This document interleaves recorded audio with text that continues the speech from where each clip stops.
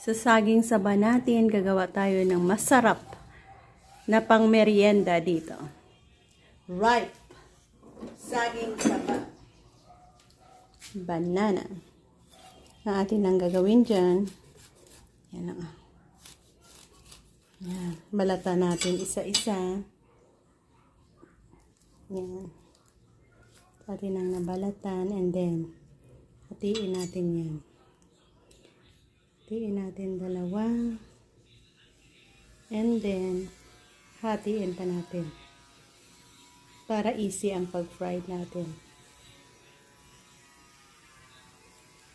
Tapos ganyan. So, ganyan ang ating gagawin sa lahat ng yan.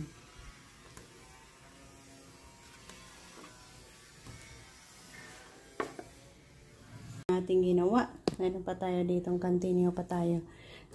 First batch natin, gagawa tayo ng butter niya. Ayan, sa naka-prepare na bowl natin, maglagay tayo dyan ng flour. All-purpose flour ito.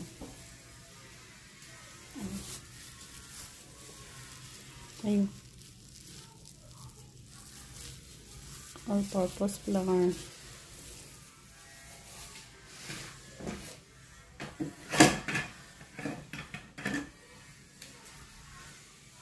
Konting asukal, konting asin,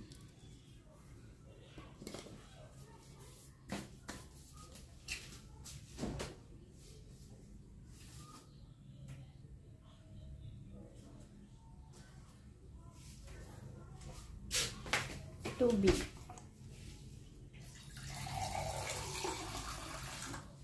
Lagyan natin ng isang pirasong itlog.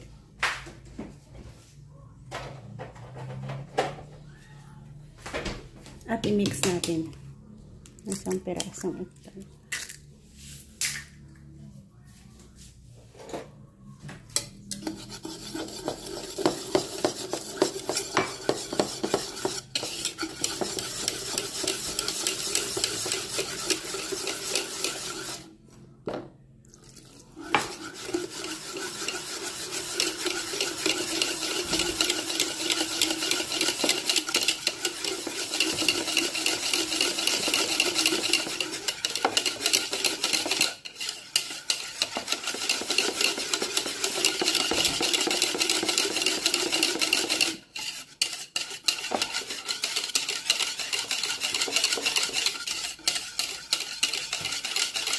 Yan, pwede na yan.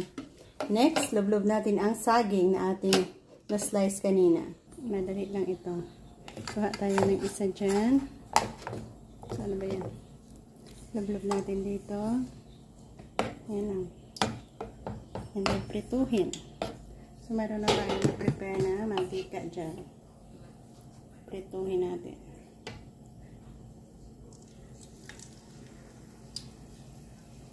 Gawin natin sa lahat. Sa mahinang apoy.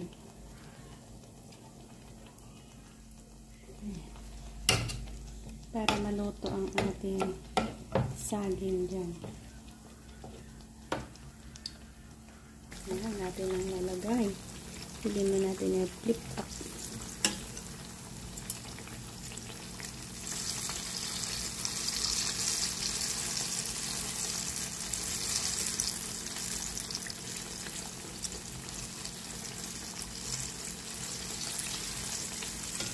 Easy fried lang yan ang ating saging.